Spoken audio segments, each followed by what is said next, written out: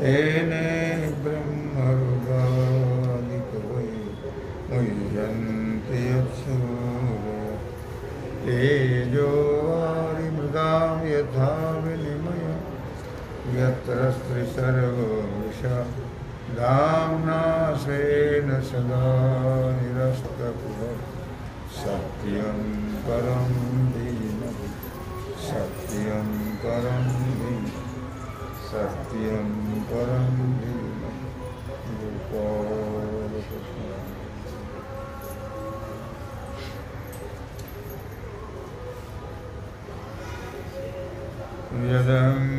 अहंकारं बलं दर्पं कामं क्रोधं परिग्रहं विमुच्य निर्ममशान्तो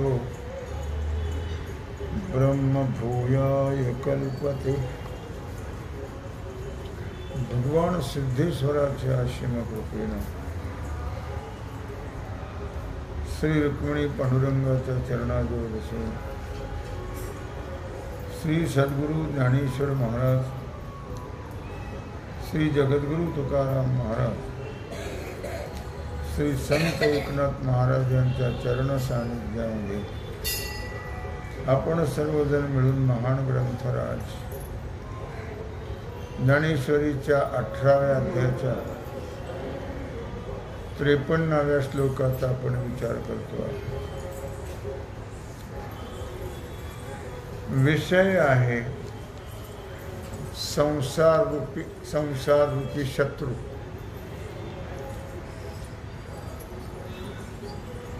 अर्थात संसारासह संसार हे शत्रूच आहे. आणखी काय काय शत्रू आहेत ते या श्लोकात सांगतात. अहंकारम, पहिला शत्रू जर कोणता असेल तर अभिमान. दुसरा शत्रू बलम दर्पम, मी कोण आहे, माझ्यासारखा कोण आहे. कामम क्रोधम परिग्रहम. अहंकार, बल, दर्प, काम, क्रोध, परिग्रह यांना सोडून श्रीपुत्राबद्दल ममत्व नसणं, या सर्व विकाराचा त्याग करणं, श्रीपुत्राबद्दल तादात्म्य नसणं, फक्त परमात्म्याचं तादात्म्य अंतःकरणात असावं. कारण आपला फक्त एक परमात्माच आहे, बाकी कोणीच नाही. बाकी हे सर्व सोयरे धायरे संपत्तीचे लोक. निर्वाणीचा एक पांडुरंग.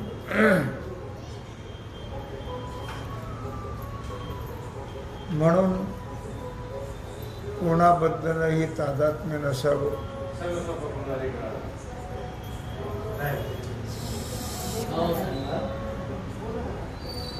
ममत्व नसावं. अशा विकाराने रहित जो झालेला आहे, शांत झालेला आहे. विकार नसले की मनुष्य शांत होतो. अहंकार, बल, दर्प, काम, क्रोध, परिग्रह हे माणसाला शांत राहू देत नाहीत. हे विकार गेले की मनुष्य शांत होतो. म्हणून महाराज म्हटले, कामक्रोध बंदी खाणी, तुका म्हणे दिले दोन्ही, इंद्रियाचे धनी आम्ही झालो गोसावी. आणि मग या विकाराने जो रहित होतो, कशाचंही त्याला तादात्म्य राहत नाही, परिग्रह राहत नाही, ममत्व राहत नाही, असा जो मनुष्य आहे तोच या ब्रह्मभावाला प्राप्त होण्याला योग्य अधिकारी आहे. माऊली विचार करता आहे त्याचा, तेथ अडवावया आले, दोष वैरी जे धोपटिले, तया माझी पहिले देह अहंकार. हे जे दोष आहेत कामक्रोधाधिक, याच्यामध्ये पहिला शत्रू जर कोणता असेल तो देह अहंकार आहे. देहाचा अभिमान, आपलं जे आहे त्याच्याबद्दल अभिमान धरावा. देह काही आपला नाही आहे. देह हा पृथ्वी, आप, तेज, वायू, आकाश या पंचतत्वाचा आहे. पंचतत्वापासून हा होतो आणि शेवटी पंचतत्वामध्ये विलीन होतो. मग आपली वस्तू काही देह नाही आहे. मग जे आपलं नाही त्याला जर आपलं म्हटलं तर काय होईल? एखाद्याची गाडी उभी आहे आपल्या दारामध्ये आणि ते जर म्हटलं माझी आहे तर काय परिणाम होईल त्याचा? दुःख भोगावं लागेल. शिव्या, गाळी, मारहाण, भांडणं वगैरे, पोलीस केस. आपली जी वस्तू नाही आहे तिला जर आपलं म्हटलं तर दुःख भोगावं लागेल. मग देह अहंकार, देहाचा अहंकार असतो माणसाला. तो देह अहंकार हा मोठा शत्रू आहे, लक्षात ठेवा. ज्यावेळी आपण मोक्ष लक्ष्मीकडे जातो त्या मोक्ष लक्ष्मीकडे जात असताना मध्ये अडवण्याले हे वैरी आहेत, शत्रू. अहंकार आहे, बल आहे, दर्प आहे, काम आहे, क्रोध आहे, परिग्रह आहे. हे सगळे वाटमारे आहेत. हे मोक्ष लक्ष्मीकडे जाऊ देत नाहीत. हे मधीच आडवे येतात. मग याला काय म्हटलं? मारून टाकले, ठोकले, मारले, सडकून काढले. त्यामध्ये पहिला जर शत्रू कोण असेल तर देह अहंकार. पहिला अभिमान सारा देहाचा अभिमान असतो. बाकीचे नंतर. तो देह अभिमान फार वाईट आहे. मी म्हणता ब्रह्महत्या कोटी, येऊनी पाठी थोपटीची. या देहाला जर मी म्हटलं तर कोटी ब्राह्मण मारल्याचं पाप होतं. म्हणून देह अभिमान हा पहिला शत्रू आहे. हे सगळे शत्रूच आहेत. काम, क्रोध, लोभ, मोह, दंभ हे सगळे शत्रूच आहेत. पहिला नंबर अहंकाराचा आहे. म्हणून म्हटलं महाराजांनी एका ठिकाणी, सोडा सोडा सोडा अभिमान, हरीचे नाम मुखाने घ्याना, या मुखाने राम म्हणाना. सोडा सोडा सोडा अभिमान. अभिमान धरू नका. कशाचा? काहीच आपलं काहीच नाही तर कशाचा अभिमान धरतात? घर दगडा मातीचा आहे. धन कुबेराचा आहे, देह काळाचा आहे, पोरगा बायकोचा आहे. कोणाचा अभिमान घेता? आपलं काहीच नाही आहे, काहीच नाही असं नाही. आपुला तो एक देव करून घ्यावा, आपुला तो एक देह करून घ्यावा. तेने विन जीवा सुख नोहे, एरती माईके दुःखाचे जनिती. पहिला शत्रू कोण सांगितलं? असं माणसं देहाला मकडतात, असे मकडतात. कोण तुझा देह? तुला काय वाटलं? नाही, भरत देहाचा अभिमान माणसाला. मी फार सुंदर आहे, मी फार गोरा आहे, गोरी आहे. तुम्ही फार म्हातारी झाला. आता भांडणं होतं का ना बायकोचं? बायको थोडीच बरी असावी, मग ते म्हातारे माणसं राग राग राग राग राग राग राग राग. अरे म्हाताऱ्याशिवाय तुला कोण आहे? कोणी असेल तर मग काही हरकत नाही म्हाताऱ्याचा राग राग करावं. कोणी मग तर त्याला थोडंसं वाईट वाटून तुम्हाला.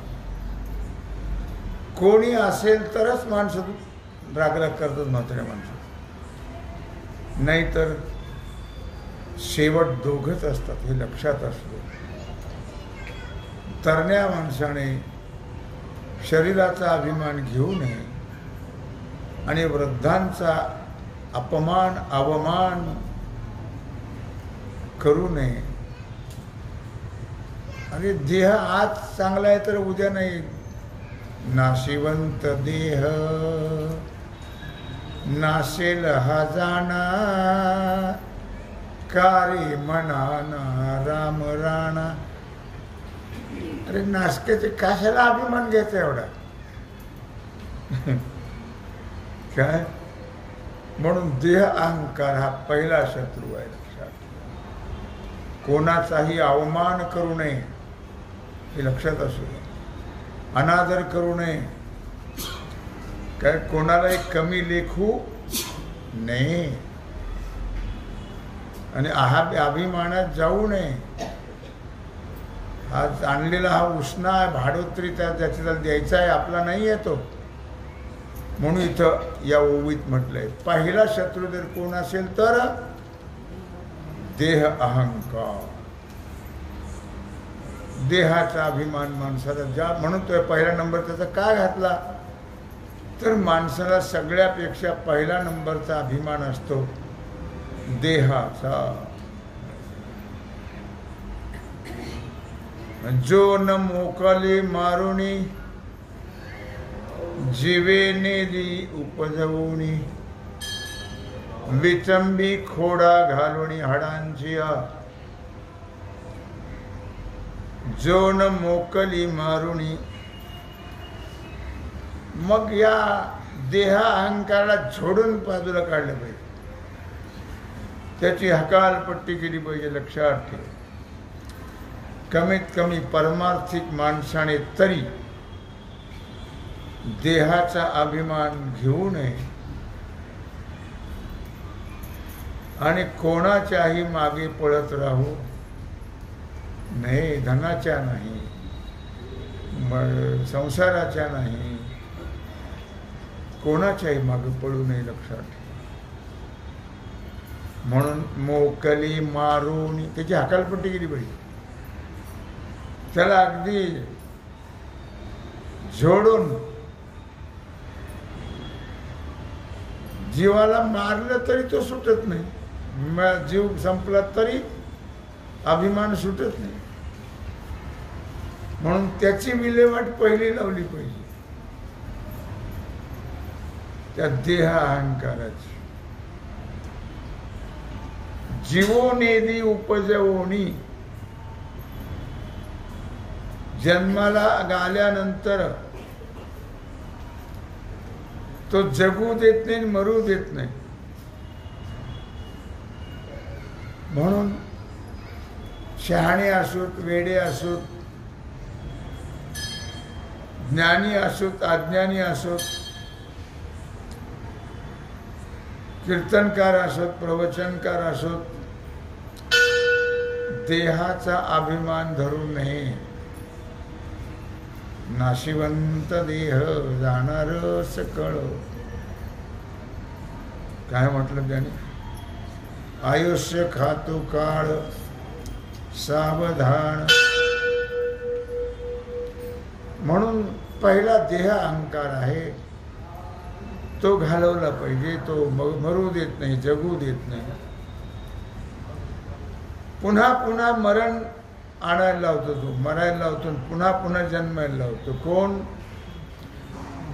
देह अहंकार.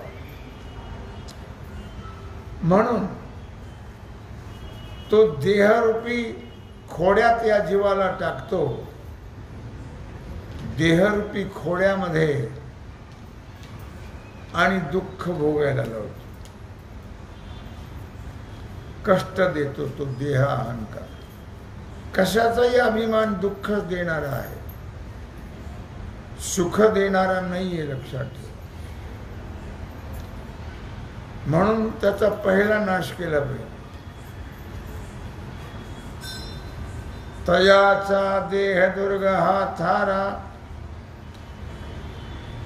मोडून घेतला तो विरा, आणि बळ हा दुसरा मारिला वैरी. तयाचा देह दुर्ग हा थारा.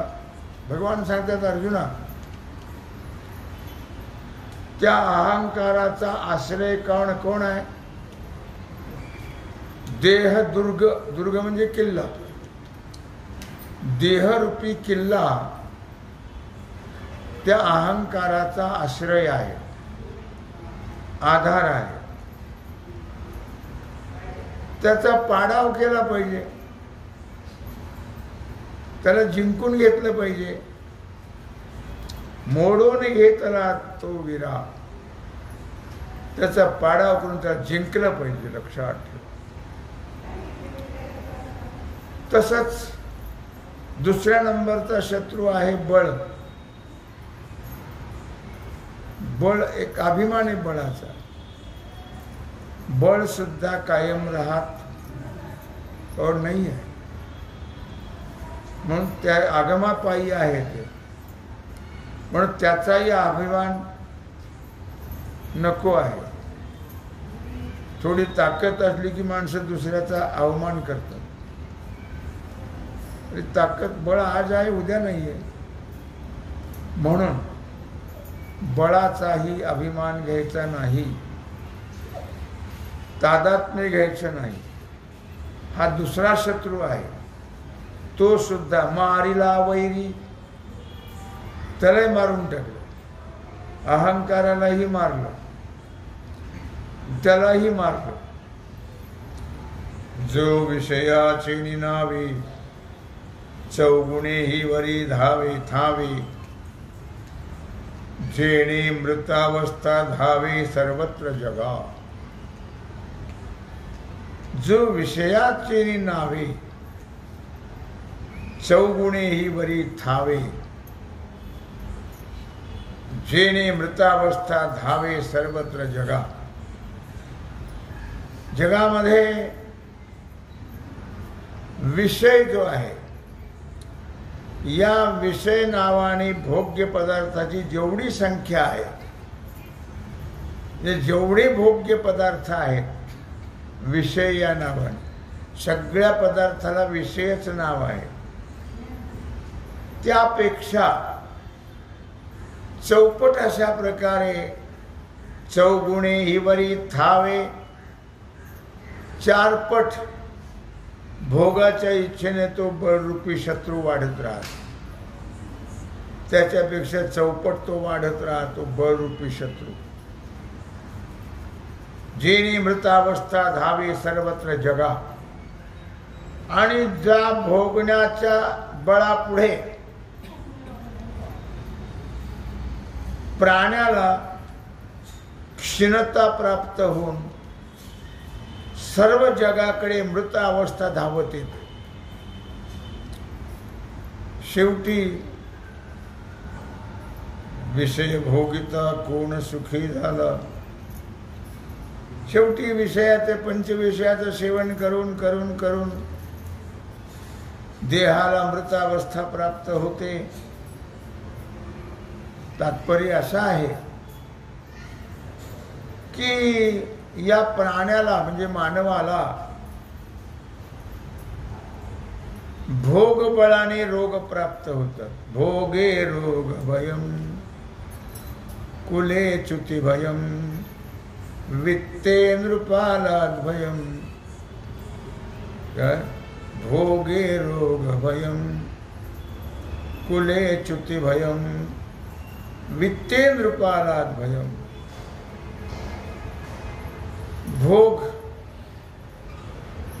भोगाने रोग प्राप्त होतात. भोगे रोग भयम. जेवढे तुम्ही जास्त भोग घ्याल तेवढे रोग प्राप्त होतात. भोगाने रोगाचं भय आहे. म्हणून महाराज एका ठिकाणी म्हणताय,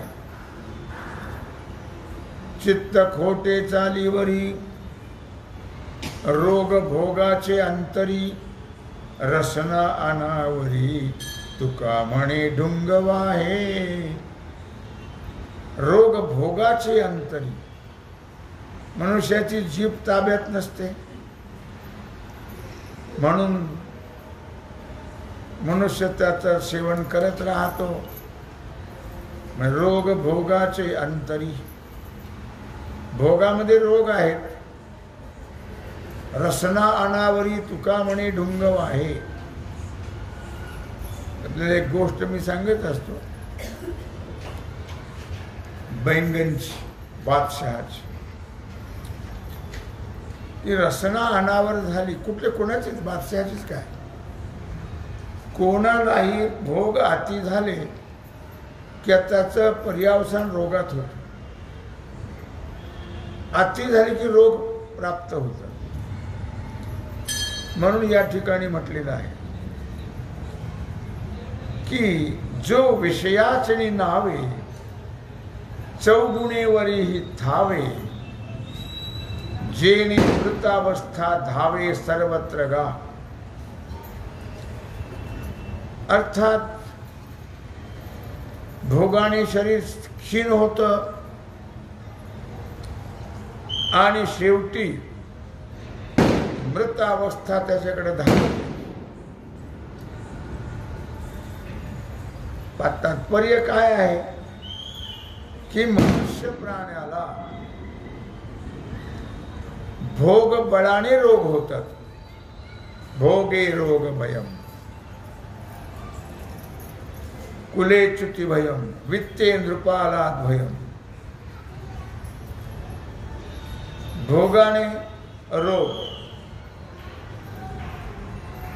आणि लवकर मरण प्राप्त होतं अतिभोगाने.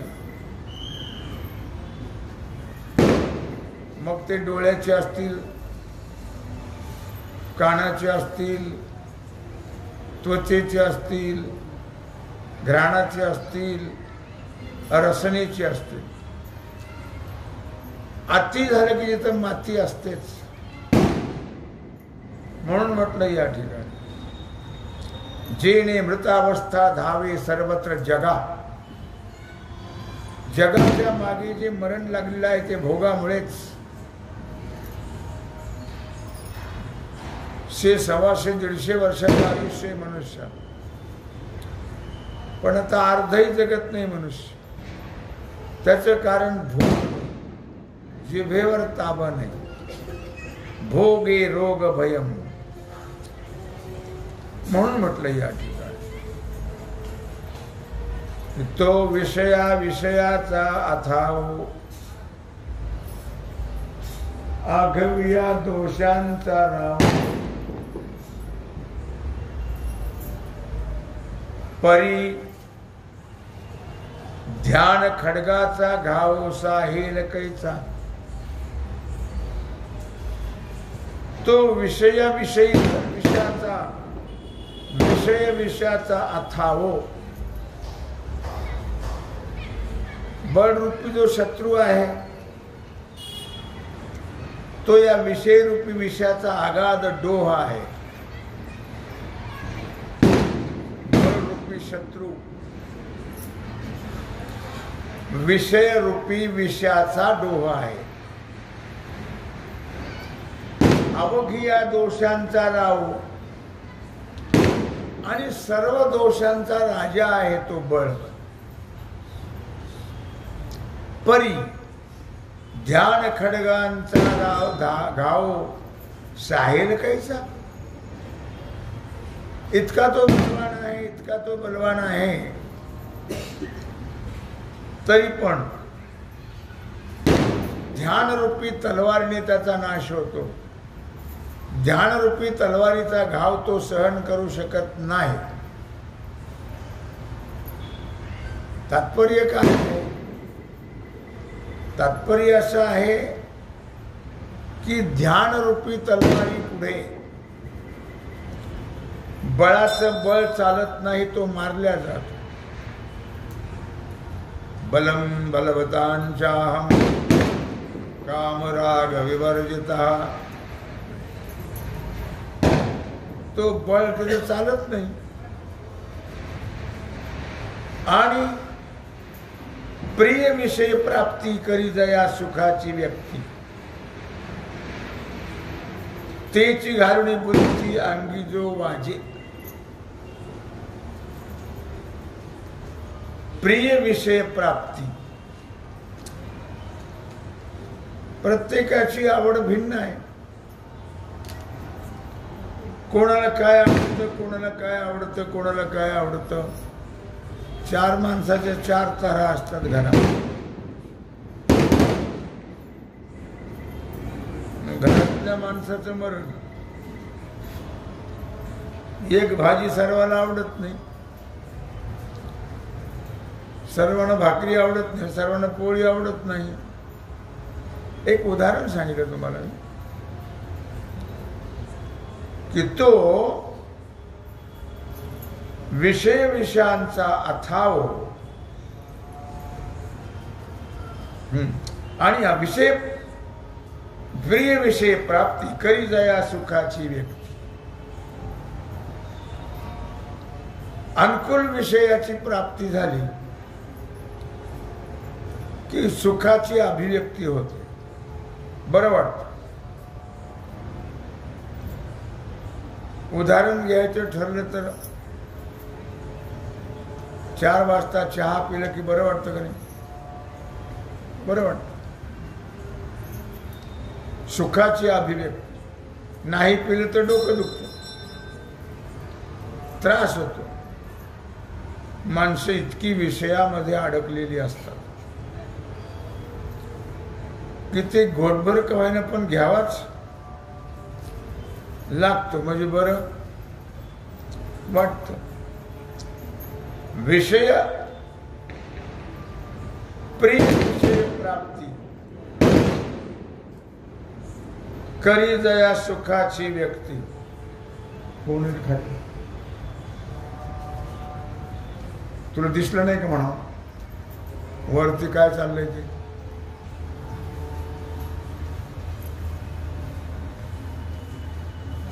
काय? अनुकूल विषय. प्रत्येकाचा आवडीचा विषय वेगळा असतो. त्या आवडीच्या विषयाला अनुकूल म्हणतात. आपल्याला जे आवडतं, जे अनुकूल आहे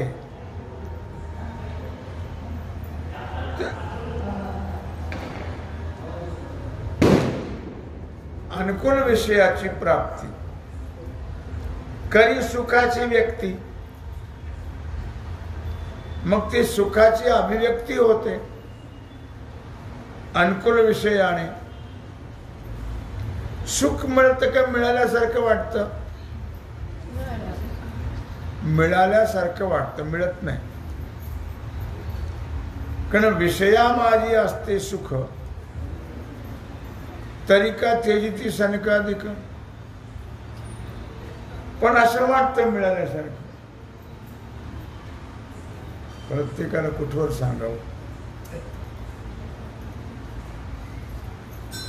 काय? परमार्थाला सहकार्य करणाऱ्यापेक्षा शत्रूच जास्त असतात. इकडचे रद्द आपले तर तिकडचे बोंब मारून राहिले काय.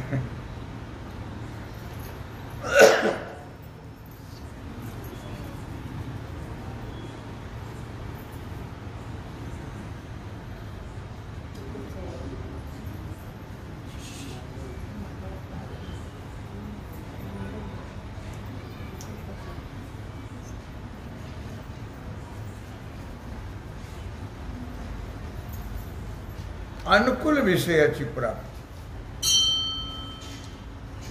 सुखाची अभिव्यक्ती. सुख झालं असं वाटतं, सुख होत नाही, उलट त्याने दुःख होतं.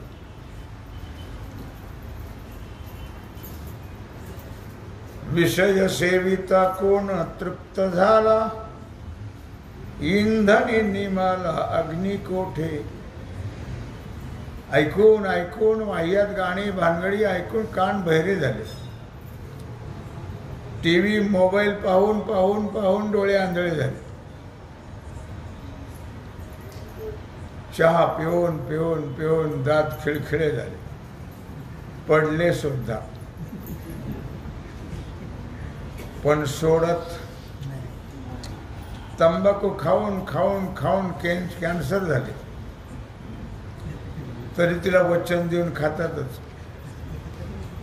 एकदा नाही, तीनदा तिला वचन देतात. का इतकी माणसं विषयाच्या व्यसनाच्या अधीन होतात. म्हणून सुखाची अभिव्यक्ती सुख नाही आहे. सुख कुठेच नाही आहे. संसारात तर नाही वासू.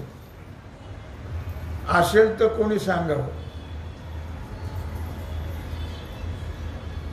सुखाच्या आशेवर जगतात माणसं.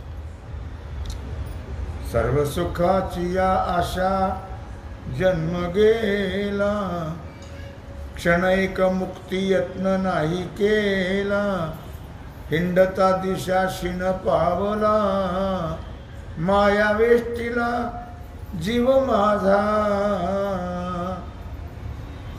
सर्व सुखाची आशा जन्म गेला. सुख नाही आहे असं वाटलं होतं, पण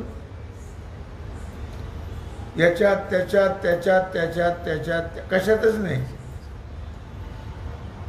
संसारात सुख हा प्रकार नाही.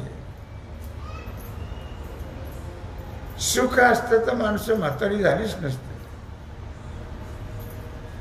सुखाने मनुष्याला उन्नती प्राप्त होते, त्याच्या देहाची प्रगती होते सुखाने. लक्षात. पण सुख नाही आहे म्हणून मनुष्य खंगल्या जातो, दुःख भोगून भोगून भोगून. तोची घालून बुंथीची घालणी बुंथी अंगी जो वाजे. पण मनुष्याला त्या सुखाच्या ठिकाणी विषयाच्या ठिकाणी सुख नाही, पण सुखाची खोळ घेतली त्याने अंगावर. सुखाची खोळ घेतलेली आहे आणि त्या सुखाचा अभिमान बाळगायचा. सगळ्याचाच अभिमान बाळगतं मनुष्य. सुख नाहीये पण अभिमान मात्र बाळगला जातो. मी बंगल्यावाला आहे, मी गाडीवाला आहे, मी धनवान आहे, मी जमीनदार आहे, मी सत्ताधारी आहे, काय मी स्त्रीवान आहे, पुत्रवान आहे, बलवान आहे, अशी गर्जना करत राहतो मनुष्य. काहीच नसतं, पण घर गाडी बंगला त्याचा नाही, जमीन त्याची नाही, त्यात किती काही आले आणि किती काही गेले, ती जाग्यावरच आली. सत्ता नाही, सत्ता तर पपईचं झाड. कळलं का तुम्हाला? 5 वर्ष 5 वर्ष गेले की त्याला कुत्र सुद्धा विचारत नाही कुणी. पण अभिमान भलताच, नीट चालतच नाही ते. म्हणून सत्ताधाऱ्याला अभिमान. देखणी बायको असली की अभिमान, तिला जोड्याने का मारिणार रोज, मारी तीच, त्याचाही अभिमान. मुलाचाही अभिमान. आता मुलं कशी आहेत तुम्हाला कल्पना आहे सध्याच्या काळामध्ये. पेपरला वाचता तुम्ही, युट्यूबला पाहता, काही सांगायची गरज नाही. पण त्याचाही अभिमान. काय एकाने सांगितलं मला 4 मुलं आहेत. किती मुलं? दुसरा म्हणला वेडा आहेस तू. म्हणलं कसं काय वेडा आहे? अरे काय उपयोग आहे त्यांचा? उपयोग नाही म्हणजे दशरथ राजाला किती पोरं होते? 4. शेवटी कोण होतं जवळ? 4 पैकी कोणीच नव्हतं ना. काय उपयोग आहे त्याचा? 7-8 पोरं पण एक धरण्याने एकही जवळ नाही. आता तर त्याला शिकवून सवरून अमेरिकेला पाठवतात, पाश्चात्य देशात पाठवतात. आणि मग इकडे ते म्हातारी ते दोघच राहतात. मग त्याला जर त्यातलं कोणी गेलं तर त्यांना फोन करावा लागतो. ते म्हणतात आम्हाला शक्य नाही येणं, तिकडे तुम्ही त्याची विल्हेवाट लावा. त्याचा जन्म दिला तुला, काही त्याची लाज वाटायला पाहिजे का नाही? तुम्हीच विल्हेवाट लावा. तुझी काय परिस्थिती पुढं बघ ना. हे माणसाला कळतच. पुत्राचा अभिमान याची गर्जना करत राहतो मनुष्य. फालतू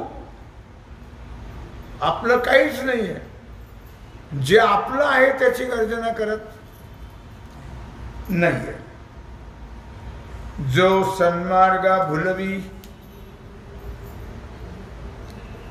मग अधर्माच्या आडवी, सुनीवा घासा पडवी नरकादिका. पण शेवटी काय लक्षात ठेव, माणसं सन्मार्गाला चुकवतात. मानत नाही, देवाला मानत नाही, धर्म मानत नाही. सन्मार्गा भुलवी, सन्मार्ग चुकवतात माणसं. सन्मार्ग चुकवतात. इतका प्रिय असतो संसार की बोलायचं कामच नाही. एका बाईला म्हटलं मी पंढरपूरच्या वारीला जात जावा. ती म्हणजे ज्याला काम नाही त्याने जावं.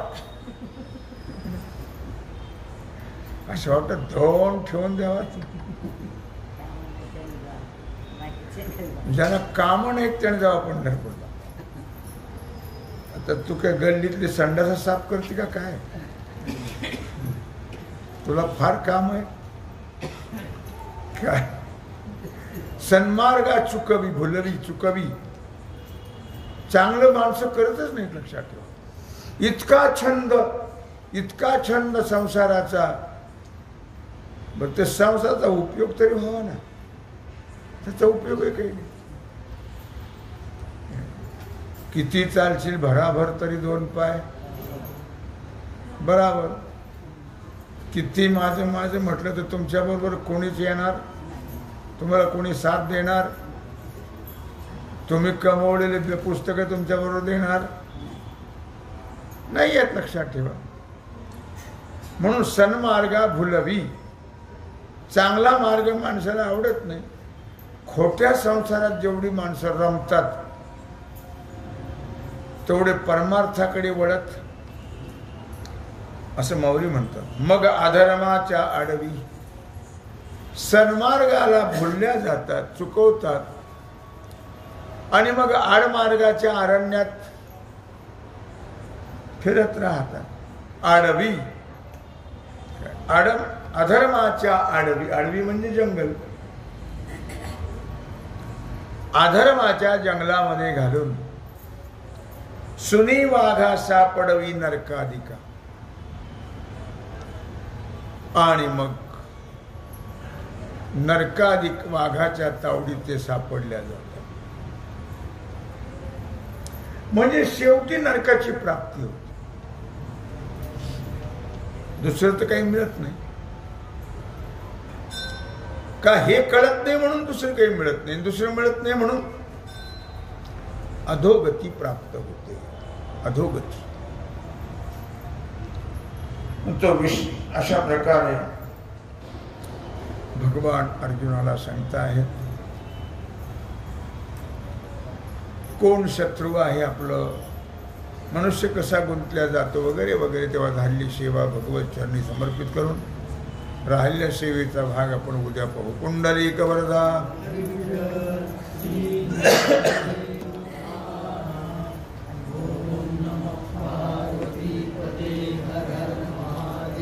आता विश्वात्मके देवी येणे वाग्यज्ञे